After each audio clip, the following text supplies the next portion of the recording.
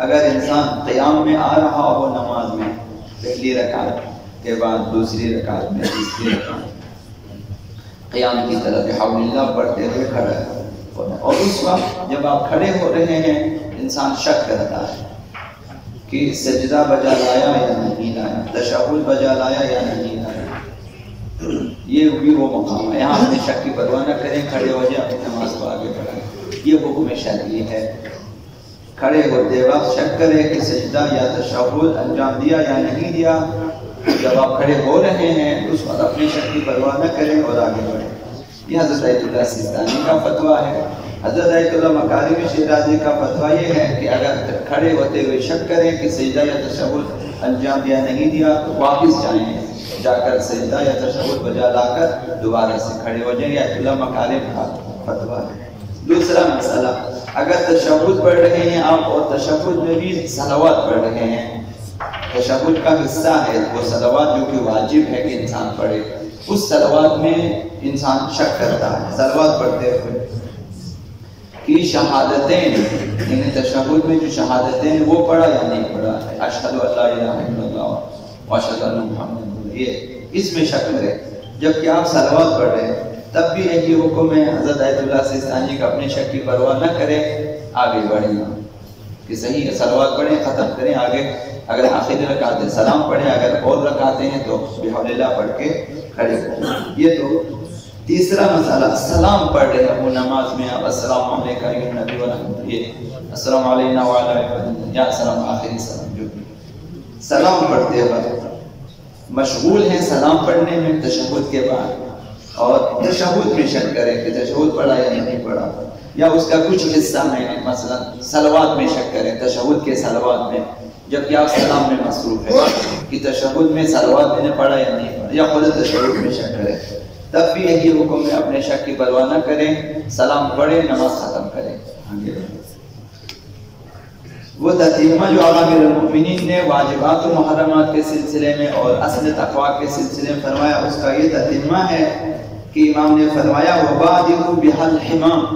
حمام موت کو کہتے ہیں، وَبَادِرُوا بِهَا الْحِمَامِ، اسی تقویٰ اور واجبات محرمات کے ذریعہ اپنے موت کی تیاری کرو۔ بہترین تیاری موت کی واجبات محرمات، اس پر عمل کرنا ہے، انجام واجبات ترک محرمات کے ذریعے آخرت کا سامان کر لو، تو شے راہ آخرت، یہی بہترین تو شے راہ آخرت، واجبات اور محرمات پر عمل کرنا ہے، واجبات انجام دینا ہے، محرمات کو ترک کرنا ہے، یہ ایک حصہ۔ اور فرمائے وَاعْتَبِرُوا بِمَنْ أَضَاعَهَا، بہت سارے لوگوں کے معاشرے جنہوں نے واجبات کی پرواہ نہ کی، محرمات کی بھی پرواہ نہ کی، دائیں ہاتھ بائیں ہاتھ دونوں سے جمع کیا، پرواہ نہیں کی، حلال حرام کی پرواہ نہیں کی، ان سے عبرت لے لو، ضرور دقت کرو کہ ان کی زندگی میں کیا ہوا ہے۔ آپ کو بہترین درس سے عبرت ملیں گے ان لوگوں میں جنہوں نے ان چیزوں کو ضائع کیا، نہیں دیکھا حلال و حرام، ان کی زندگی کس طرح تباہ ہوئی ہیں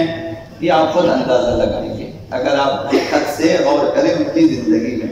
تو فرمائے وَاعْتَبِرُوا بِمَنْ أَضَاعَهَا، جنہوں نے تقویٰ کو ضائع کیا، واجبات و محرمات کو ضائع کیا، ان سے عبرت لے لو۔ وَلَا يَعْتَبِرَنَّ بِكُم مَّنْ أَطَاعَهَا، اور جنہوں نے واجبات و محرمات عمل کی، ایسا نہ ہو کہ وہ تم سے عبرت حاصل کریں، تم سبب عبرت مت بنو دوسروں کے لیے کہ لوگ تمہاری مثالیں دیکھو اس نے واجبات و محرمات کی پرواہ نہ کی، کیا ہوا اس کے ساتھ، اس کی زندگی کے ساتھ، اس کی اولاد کے ساتھ، اس کی آخرت کے ساتھ، برزخ میں، قبر میں، دنیا میں۔ ایسا نہ ہو کہ لوگ تم سے عبرت حاصل کریں جبکہ تم دوسروں سے عبرت حاصل کریں، تو عمل کریں واجبات و محرمات پہ اور تو دوسروں سے عبرت حاصل کریں، نہ کہ تو چھوڑ دے واجبات و محرمات کو، دوسرے تم سے عبرت حاصل کریں۔ بے تقوی لوگوں کے حالات سے درس عبرت لو، نہ ان کی، تم خود اہل تقوی کے لیے باعث عبرت بنو۔ اور آخری جملے میں فرمائے الا فصونوها وتصونوا بها، فرمایا کہ تم اس کی حفاظت کرو، تقوی کی، یہ واجبات محرمات کی تم خود حفاظت کرو اور اس کے ذریعے اپنی حفاظت کرو۔ اگر ہم تقوی کی حفاظت کریں گے تقوی ہماری حفاظت کرے گا، یہ اسی طرح سے ہے۔ تم اپنے حالات میں، افعال میں، اعمال میں تقوی اختیار کرو، واجبات عمل کرو، محرمات کو چھوڑ دو، تو یہی تقوی رعایت واجبات و محرمات تمہاری حفاظت کرے گا۔ یہ تقوی یعنی شرعی واجبات و محرمات، اس کی پابندی ایک نگہبان مجاہد کی طرح انسان کی حفاظت کرتا ہے انحراف میں جانے سے، بہت ساری غلطیوں سے، ظلمات دنیاوی میں گرفتار ہونے سے، گناہوں میں آلودہ ہونے سے بچاتا ہے۔ یہی چیزیں ہماری حفاظت کرے گا۔ خداوند متعال نے سورہ اعراف میں 26ویں آیت میں فرمایا وَلِبَاسُ التَّقْوَىٰ ذَلِكَ خَيْرٌ، تقویٰ کا لباس بہترین لباس ہے رعایت واجبات یہ تقویٰ، یہ لباس بہترین لباس ہے۔ یہ لباس باطنی ہے، لباس دل ہے، لباس روحانی ہے۔ جس طرح ظاہری لباس ہمیں سردی گرمی سے بچا لیتا ہے، اسی طرح لباس تقویٰ لباس روحانی ہے، وہ ہمیں دنیاوی ظلمتوں میں گرفتار ہونے سے، آلودگیوں میں غارق ہونے سے بچا لیتا ہے۔ ایک نگہبان آپ کے دل میں خداوند پیدا کرتا ہے، وہ آپ کو لے آتا ہے مسجد کی طرف، آپ کو لے آتا ہے ترک محرمات کی طرف، انجام واجبات کی طرف، وہ آپ سے کرا لیتا ہے، خمس و زکوٰۃ ادا کر لیتے ہیں آپ۔ یہ انسان کے اندر ایک جو ہے ایک چیز پیدا ہو جاتی ہے، ایک توانائی آ جاتی ہے انسان کے اندر۔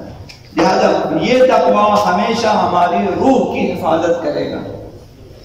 عین وقت میں آپ درست فیصلہ کر سکیں گے، یہ تقویٰ کی وجہ سے ہے، صحیح شرعی فیصلہ آپ کر سکیں گے تقویٰ۔ اگرچہ وہ لباس تقویٰ ہماری حفاظت کرتا ہے، ہمیں بھی اس کی حفاظت کرنی چاہیے، یعنی انجام واجبات اور ترک محرمات کی رعایت کریں، یہ اس کی حفاظت ہے، تب وہ ہمیں ہماری حفاظت کرے گا۔